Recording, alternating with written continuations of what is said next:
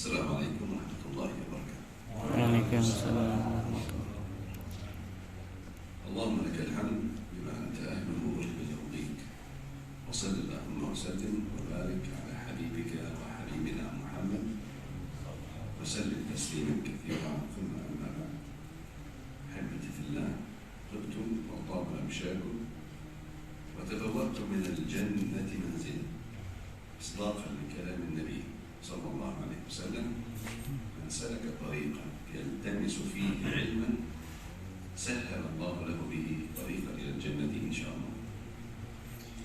Bismillahirrahmanirrahim. Pertama-tama setelah beliau memanjatkan puja dan puji syukur kepada Allah Subhanahu wa taala, kemudian menyandungkan rangkaian salawat serta salam ke baginda Rasulullah sallallahu alaihi wasallam.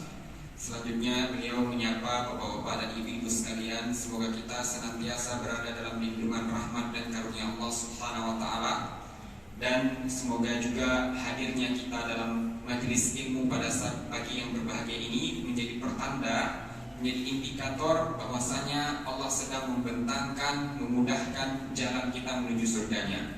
Hal ini senada dengan apa yang telah disabdakan oleh Rasulullah sallallahu alaihi wasallam, man salaka tariqan yaltamisu fihi ilman, barang siapa yang menempuh perjalanan untuk menuntut ilmu, maka Allah akan memudahkan perjalanan baginya menuju surga. قال تعالى في كتابه العزيز يوم نقول لجهنم هل امتلأت وتقول هل من مزيد وأزلفت الجنة للمتقين غير بعيد. خلق الله الخلق، خلق آدم ثم ذرية آدم ومن قبله خلق الجن، ولذلك خلق لهم الجنة والنار وجعل للجنة أهلها وللنار أهلها. وقال تعالى ونفس وما سواها فألهمها فجورها وتقواها. فمن أصلح نفسه وكان من أهل التقوى فهو من أهل الجنة، ومن ترك نفسه لشهوته ولهواه أخشى أن يرد في النار. Ya, kemudian sebuah nasihat untuk kita semua berangkat dari Allah Subhanahu wa taala, bagaimana ketika Allah telah menciptakan surga dan neraka, dan surga dan neraka ini nanti akan diisi oleh dua golongan yang berbeda di antara mereka berdua, di mana Allah Subhanahu wa taala telah berfirman melalui surahnya, di mana Allah mengawali sumpah terhadap jiwa manusia yang telah diciptakannya secara sempurna, fa'alhamaha fujuraha wa taqwaha. Maka kemudian Allah mengilhami bagi jiwa-jiwa tersebut kepada dua jalan, kepada dua tujuan. Yang pertama, ada yang Allah ilhami untuk dia termasuk menjadi golongan orang-orang yang fasik, fujuraha. Dan golongan yang kedua, Allah mengilhami jiwa-jiwa ini untuk dia bisa tergolong menjadi orang-orang yang bertakwa di sisi Allah Subhanahu wa taala. إذن هناك فريقين كما قال تعالى فريق في الجنة وفريق في السعير. فريق في الجنة وفريق في السعير. فاعلم أخي الحبيب مع أي فريق أنت، واحرص أن تكون مع الفريق الفائزين الفالحين قبل أن تنقضي الدنيا وتكون من الخاسرين. Oleh karena itu dapat kita simpulkan melalui isyarat yang telah Allah gambarkan dalam firman-Nya, ternyata di antara seluruh manusia yang telah diciptakan oleh Allah itu terbagi menjadi dua golongan. Golongan yang pertama adalah golongan yang akan mendapatkan balasan surga di sisi Allah nanti, dan golongan yang kedua adalah golongan yang akan mendapatkan balasan neraka di sisi Allah Subhanahu wa taala nanti. فالجميع يقول نحن نريد أن نكون أهل الجنة.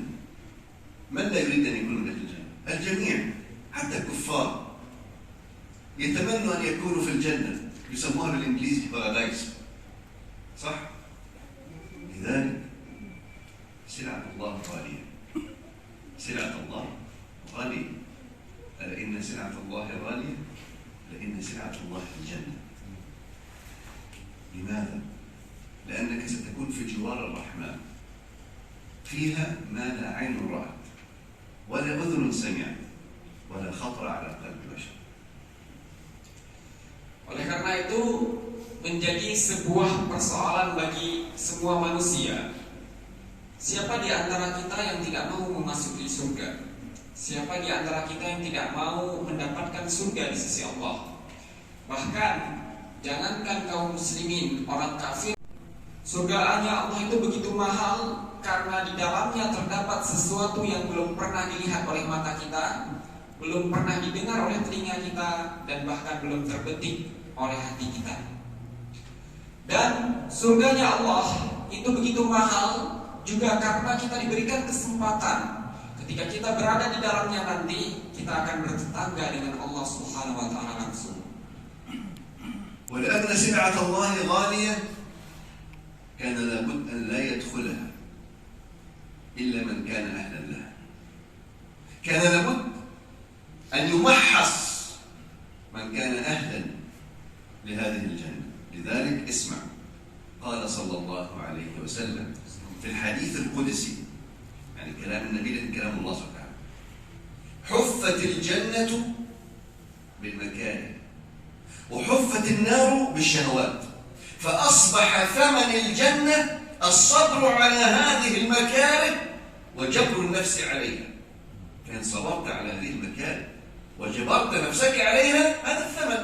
الله لا يدي ضمان، هو الرزاق ذو القوة المتين، لكن هذا هو الثمن، أن يراك تصبر على هذه المكاره، تجبر نفسك على هذه المكاره، هذا ثمن الجنة، تدخل الجنة إن شاء الله.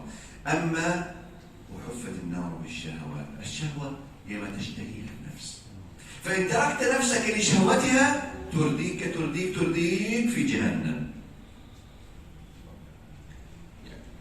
Dikarenakan surganya Allah itu mahal, punya harga yang harus kita bayar, maka penting bagi kita untuk senantiasa berusaha mengupayakan diri ini agar mau memperjuangkan surga yang mahal tadi, agar mau memperjuangkan dan bertahan.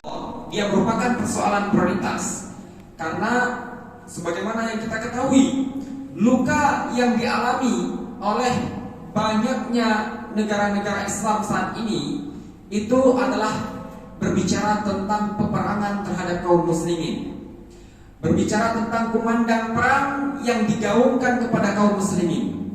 Akan tetapi luka yang dialami oleh Masjidil Aqsa itu berbicara tentang kumandang perang terhadap agama kita. Jadi bukanlah lagi tubuh dan jiwa raga kita yang diperangi, melainkan kesucian dan simbol dari agama Islam kita, di mana Masjidil Aqsa merupakan masjid pertama yang menjadi kiblatnya kaum muslimin, dan di antara 3 masjid yang telah diberkahi dan disucikan oleh Allah Subhanahu wa taala, serta masjid yang juga berdiri di atas tanah yang telah dimuliakan oleh Allah Subhanahu wa taala. عرفتم لماذا نحن يجب علينا أن ننصر المسجد الأقصى وننصر إخواننا في فلسطين الذين يدافعون عن هذا المسجد المبارك الذي هو مسجد كل مسلم ومسلمة. هذا ليس مسجد الفلسطينيين يا أحباب، لا، هذا مسجد كل مسلم ومسلمة، هذا مسجد وكرامة كل من قال لا إله إلا الله محمد رسول الله. لذلك نحن هنا اليوم. اللهم قد بلغت، اللهم فاشهد. Oleh karena itu, semoga kita sudah menyadari dan mengetahui bahwasanya Masjidil Aqsa menjadi persoalan paling prioritas dari tubuh kaum muslimin. Karena apa? Karena memang Masjidil Aqsa bukan hanya sekedar masjidnya orang-orang Palestina di sana, akan tetapi dia menjadi masjid kita semua, menjadi masjid bagi umat Islam di seluruh penjuru dunia, yang dimana masjid ini juga sudah menjadi simbol dan kesucian dari agama kita. Maka apabila simbol dan kesucian ini dirobek-robek oleh Zionis, berhak bagi kita semua kaum muslimin untuk berjuang mempertahankannya. قبل أن أختم أنا خلاص انتهيت. أنا سأستأذن المؤسسة أني سأعطي هدايا لبعض الأسئلة. سأسأل أسئلة ومن يجيب له هدايا. Ya, jadi sebelum beliau menutup kajian subuh hari ini, beliau insya Allah ingin memberikan hadiah bagi bapak-bapak atau ibu-ibu yang bisa menjawab pertanyaan dari beliau. Insya Allah ada hadiah spesial yang akan diberikan langsung oleh beliau. السؤال الأول. Soal pertama. من أول من بنى المسجد الأقصى على الأرض؟ من هو أول من بنى المسجد الأقصى على الأرض؟ Ya, siapakah yang pertama sekali membangun Masjidil Aqsa di muka bumi ini? من يعرف يتكلم رجال أو نساء ما في مشكلة. Ya. Bapak boleh dicoba terlebih dahulu, bapak-bapak dan ibu-ibu sekalian. Semoga nanti jawabannya benar dan berhak mendapatkan hadiah dari beliau. Ibrahim. نبي إبراهيم أبا لقي. نبي إسماعيل أبا لقي. المسجد الأقصى. Nabi Adam. من؟ النبي آدم. صحيح. Taqaddam.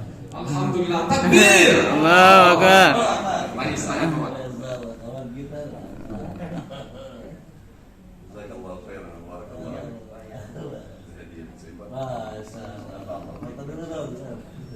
قال صلى الله عليه وسلم: أول بيت وضع في الأرض المسجد الحرام. قلنا ثم أي يا رسول الله؟ قال المسجد الأقصى. قال كم بينهما؟ قال 40 عاما. فعندما نزل آدم عليه السلام أمره الله أن يبني المسجد الحرام أولا، ثم بعده ب40 عام بنى المسجد الأقصى. أتعلمون آدم عاش كم سنة؟ تعلمون؟ طيب ترجم هذا الجزء الأول.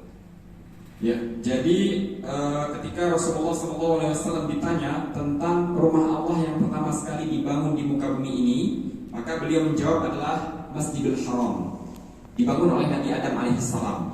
Kemudian Rasulullah melanjutkan, rumah Allah yang kedua selanjutnya dibangun adalah Masjidil Aqsa, di mana jarak antara pembangunan Masjidil Haram baru kemudian membangun Masjidil Aqsa itu sekitar 40 tahun. Nah, kemudian yang muncul pertanyaan tadi, mahwa soal.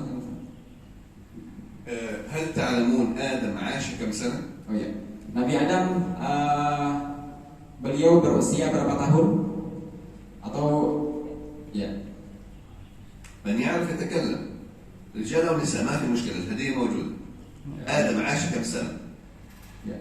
Boleh dari bapak-bapak ataupun ibu-ibu yang mengetahui jawabannya, yaitu Nabi Adam hidup berapa tahun di muka bumi ini? 1000. ها كم؟ 1000. الله سبحانه وتعالى جعل عمر آدم 1000، ولكن آدم أعطى من عمره 40 عاما لداود. آدم أعطى من عمره 40 عاما لداود، فعاش آدم 960 عاما. Ya. Jadi Allah Subhanahu wa taala telah memberikan jatah umur kepada Nabi Adam itu 1000 tahun. Nah, akan tetapi Nabi Adam memberikan 40 tahun jatah umurnya kepada Nabi Daud. Nah, sehingga Nabi Adam hidup di muka bumi ini 960 tahun. طيب يعني هو الإجابة ناقصة، لكن أنا سأعطيك فرصة أخرى. هل تعلمون آدم كم كان طوله؟ طول آدم كم؟ Aja. Ya, jadi pertanyaan selanjutnya, berapakah panjang Nabi Adam? Tingginya Nabi Adam? 26 meter. كم؟ 26. Sittata wa 20 mitran.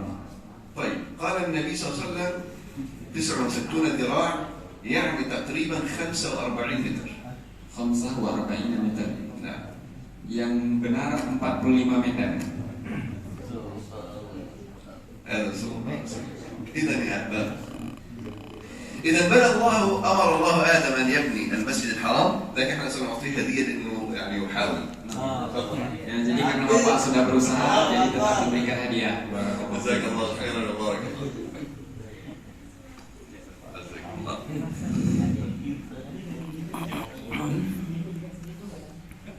طيب Seribu salam. يعني أنا أريد أن أسأل أسئلة أخرى لكن ما في مشكلة يا أحمد. أحب أن أسأل أسئلة كثيرة لكن الوقت ضيق. إن شاء الله إن كان لنا زيارات أخرى لابد أن نعطيكم بعض المعلومات في التاريخ الإسلامي. لذلك يا أحباب ومن المكاره التي حفت بها الجنة صراع الحق والباطل. فصراع الحق والباطل قانون وسنة إلهية لن تنتهي منذ قابيل وهابيل. لن ينتهي صراع الحق والباطل إلى قيام الساعة. لماذا؟ ليميز الله الخبيث من الطيب، ليميز الله الصادق الذي سوف يصبر ويثبت وينصر طائفته من الكاذب الذي سيخذل طائفته ويخذل دينه ويخذل قومه. فكان هذا امتحان مهم. Oleh karena itu, beliau mengatakan bahwasanya surga Allah itu mahal, ya, di mana ada beberapa golongan yang mereka harus mempertahankan dan memperjuangkan untuk bisa mendapatkannya. Dan Allah Subhanahu wa taala telah memberikan sebuah sunnatullah di mana akan terjadi yang namanya peperangan antara golongan hak dan golongan batil. Yang dimana kita ketahui bahwa golongan hak nanti akan mendapatkan balasan surga di sisi Allah dan golongan batil akan mendapatkan neraka di sisi Allah Subhanahu wa taala. Peperangan di antara kedua golongan ini menjadi sebuah fitrah dalam kehidupan yang tidak akan pernah berhenti, bermula dari zaman Qabil dan Habil sampai hari kiamat nantinya. Dan di sini Allah ingin melihat apakah kita sebagai golongan yang berada di atas kebenaran mampu bertahan dalam memperjuangkan agama Allah. Apakah golongan yang benar ini mampu bertahan bertarung melawan golongan yang batil tadi, atau kita malah terjerumus dan bergeser menjadi masuk ke dalam barisan golongan ahlul batil. من أين قلنا بذلك؟ من كتاب الله. قال تعالى: ولولا دفع الله الناس بعضهم ببعض لفسدت الأرض. وقال تعالى: ولولا دفع الله الناس بعضهم ببعض لهدمت صوامع وبيع وصلوات ومساجد يذكر فيها اسم الله كثيرا.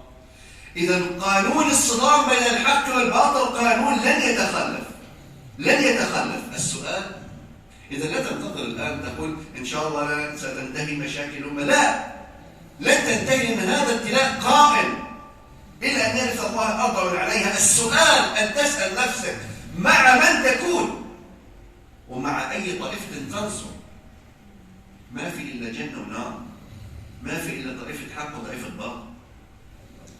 Dan hal ini juga berlandaskan terhadap dalil melalui firman Allah Subhanahu wa taala, di mana Allah Subhanahu wa taala telah berfirman, jika seandainya Allah tidak menjadikan peperangan antara golongan al-haq dan batil ini, maka bumi ini akan menjadi rusak. Artinya Allah Subhanahu wa taala ingin menjadikan fitrah ini tetap berlangsung di muka bumi ini agar Allah bisa menilai siapa di antara mereka yang jujur terhadap imannya dan siapa di antara mereka yang bohong terhadap imannya. Dan penting bagi kita untuk menentukan sikap serta posisi. Apakah kita ingin berada di barisan golongan orang yang benar atau kita ingin berada di barisan golongan ahlul batil, sehingga kita sudah ketahui bersama balasan dari setiap golongan ini masing-masing. لذلك يا أحباب لا نتعجب عندما نرى كثرة جراحات الأمة الآن، جراحات الأمة الإسلامية خاصة، جراحاتنا في فلسطين، جراحاتنا في اليمن، في سوريا، في الروهينجا، في الإيغور، وإنا لله وإنا إليه راجعون. لكنها سنة الله سبحانه وتعالى، تدافع أهل الحق وأهل الباطل. ولكن مع كثرة هذه الجراحات وكثرة قضايا الأمة ستظل قضية المسجد الأقصى هي قضية المسلمين الأولى. أنا لا أقول الوحيدة، لكن أقول الأولى. مع كثرة الجراحات ستظل قضية المسجد الأقصى هي قضية المسلمين الأولى لكل مسلم ومسلمة، وسأخبركم لماذا. Oleh karena itu, bukan menjadi sesuatu yang heran lagi ketika kita mendengar, menyaksikan dan menyadari begitu banyak luka yang terjadi di tubuh kaum muslimin.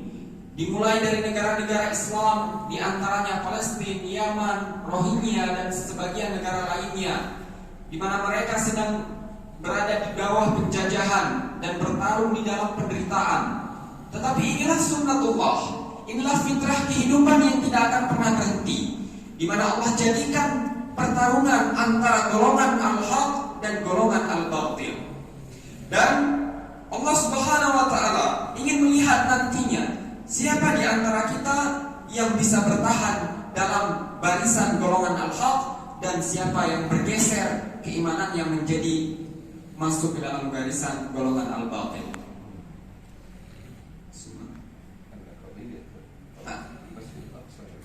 Kemudian beliau juga menyebutkan tentang di antara luka-luka yang terjadi dalam tubuh kaum muslimin ini, maka tetap dan masih yang menjadi luka prioritas pertama kita sebagai kaum muslimin adalah luka yang dialami oleh Masjidil Aqsa. Kenapa harus Masjidil Aqsa yang menjadi persoalan prioritas umat Islam?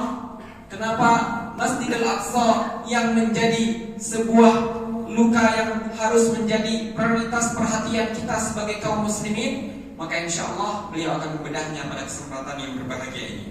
اسمعوا لي جيدا، انتبهوا جيدا. Keluar dari Palestina, keluar dari Masjidil Aqsa.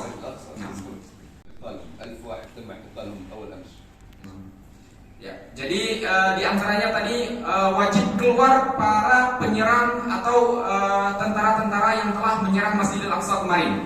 Kemudian yang ketiga adalah tidak boleh memerangi kaum muslimin yang dan tidak boleh menyerang base camp atau benteng pertahanan kaum muslimin yang menjaga Palestina, yaitu di Mukhayyam Al-Janin. Ya, yaitu di daerah Janin ya. Nah, di mana itu merupakan kawasan pertahanan para pejuang Palestina ya, untuk menjadi base camp mereka dalam mempertahankan Masjidil Aqsa dan Baitul Maqdis. Alhamdulillah, inilah sikap komitmen yang mereka pertahankan selama berpuluh-puluhan tahun. Mereka tidak pernah gentar, mereka tidak pernah takut, walaupun mereka dihadapi dalam keterbatasan yang begitu banyak, dihadapi dalam ketidaksiapan terhadap senjata dan lain-lain sebagainya ya. Bahkan mereka juga harus bertarung dalam kelaparan ya, bertarung dalam bangunan-bangunan yang telah diruntuhkan ya. Dan yang terakhir kita mendapatkan kabar juga bagaimana fasilitas air di Palestina itu telah dihancur leburkan oleh Zionis, sehingga air tercemar itu mengepung dahaga saudara-saudara kita yang ada di sana. Jadi nauzubillah summa nauzubillah, apa yang kita bantu nanti, apa yang kita salurkan nanti merupakan sesuatu yang memang sangat urgent untuk kebutuhan saudara-saudara kita yang ada di Palestina sana. Sehingga salah satu tokoh dunia juga pernah menyatakan tidak perlu menjadi muslim untuk membela Palestina. Cukup menjadi manusia, maka kita harus wajib membela Palestina. Karena sesungguhnya persoalan Palestina bukan lagi persoalan agama, melainkan juga sudah masuk kepada persoalan kemanusiaan, di mana kita bisa menyaksikan secara terang-terangan Zionis la'anahumullah menyerang saudara kita dengan begitu zalimnya ya. Baik itu dari kalangan anak-anak, wanita, bahkan orang tua, di mana kita bisa saksikan itu secara terang-terangan, baik dengan sosmed kita maupun di berita-berita nasional. Dan alhamdulillah berita-berita juga ikut menyiarkan ya berita yang terjadi kemarin, di mana penyerangan yang dilakukan oleh Zionis la'anahumullah. Baik Bapak-bapak dan Ibu-ibu sekalian, mari bagi masih ada yang berminat untuk mendonasikan harta terbaiknya di jalan Allah melalui Yayasan Amal Cinta Al-Aqsa ya, boleh silahkan dibantu angkat tangannya, kemudian dipersilahkan untuk maju ke depan dan berhak untuk mendapatkan hadiah buku serta syal ya. Untuk khusus hadiah buku nanti lengkap dengan tanda tangan syekh dan untayan kalimat doa dari beliau. Kemudian juga nanti kita izin hari ini bisa melalui transfer dan bisa juga dalam berbentuk barang-barang berharga ya. Jadi tidak harus dalam bentuk uang, mungkin bisa dalam bentuk cincin, emas, kemudian surat-surat berharga dan lain-lain sebagainya. Artinya kita insya Allah tidak mau menutup kesempatan bagi bapak-bapak dan ibu-ibu sekalian yang mau memberikan harta terbaiknya di jalan Allah. Baik, apakah masih ada? Mari, jika bapak-bapak dan ibu-ibu yang masih berminat, kita persilahkan maju ke depan. Ada jamaah lain yang ikut menyusul, karena sesungguhnya apa yang kita lakukan ini benar-benar mulia di sisi Allah Subhanahu wa taala, untuk mempertahankan sesuatu yang mulia juga di sisi Allah Subhanahu wa taala. Jadi untuk buku ya, kita infak terbaiknya minimal 1,5 juta. Kemudian untuk syal itu infak terbaiknya minimal 500.000 rupiah. Nah, barang siapa yang bisa memenuhi syarat tersebut, insya Allah berhak mendapatkan di antara kedua hadiah ini. Baik, mari sekali lagi untuk bapak-bapak dan ibu-ibu yang ingin menjadi inspirator amal, ya, sehingga bisa menjadi teladan bagi masyarakat yang lainnya, di mana keteladanan kita nantinya setiap ada yang mengikuti akan menjadi amal jariah juga untuk kita tanpa mengurangi pahala orang-orang yang mau mengikuti kita. Baik, silahkan dari bapak-bapak atau ibu-ibu, mungkin ibu-ibu. Baik, silahkan. Alhamdulillah, bapak. Takbir! Barakallahu fiik. Inilah kondisi saudara-saudara kita yang ada di Palestina sana ya, di mana mereka telah berjuang di bawah penjajahan selama kurang lebih 75 tahun lamanya, 14 tahun di blokade dan embargo ekonominya. Qadarullah, hampir saja Palestina kita lumpuh, tapi alhamdulillah melalui kekokohan imannya saudara-saudara kita yang ada di Gaza, alhamdulillah Masjidil Aqsa saat ini ya masih bisa bertahan di bawah kendali kaum muslimin, walaupun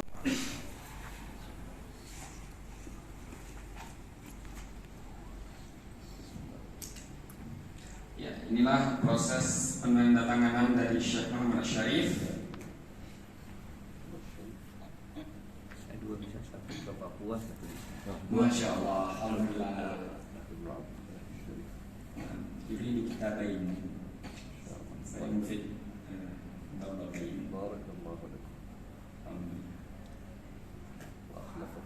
punya buat tiga.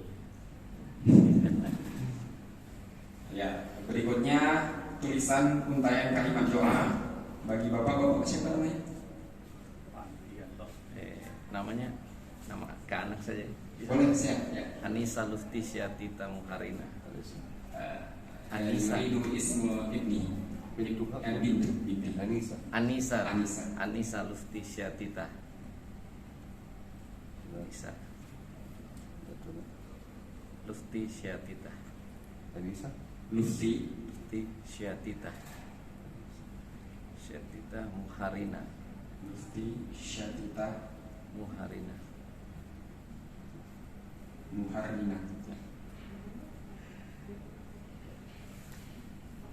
Ya, alhamdulillah, ini untuk penyerahan kitab pertama ya, masya Allah. قل لهم هذا الكتاب أمام يا أحباب. هذا الكتاب هذا تاريخ فلسطين، التاريخ الذي يريد اليهود أن تنساه الأمة. يجب أن نتعلمه ونعلمه لهذا الجيل حتى يحملوا القضية من بعدنا. نحن سنموت، لابد أن نعلم هذا الجيل قضية الأقصى حتى يكملوا من بعدنا إن شاء الله. Ya, jadi kitab ini merupakan hadiah yang diamanahkan kepada Bapak yang mungkin nanti akan dititipkan untuk anak beliau.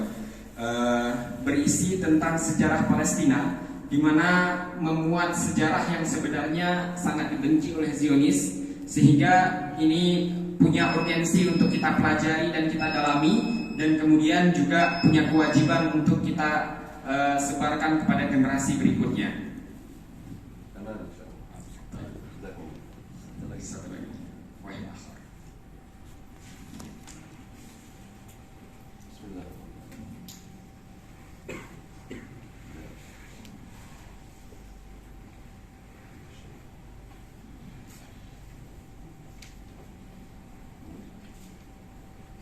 Ya, ini dia proses penandatanganan oleh Syekh Muhammad Syarif. Insyaallah harta terbaik dari bapak-bapak dan ibu-ibu sekalian akan kita konversi menjadi program-program yang sangat urgent dibutuhkan oleh saudara-saudara kita yang ada di sana, di mana mereka sedang bertarung dalam penderitaan.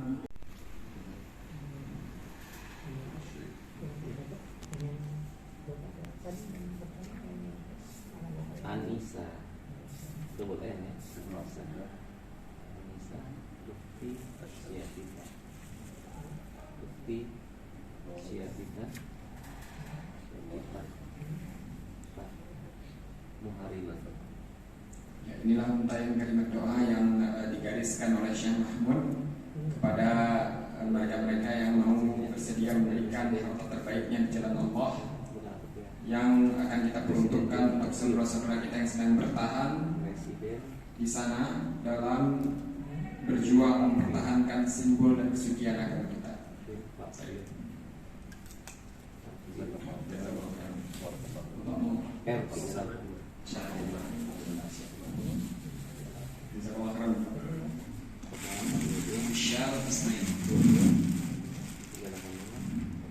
Assalamualaikum. Siapa nama?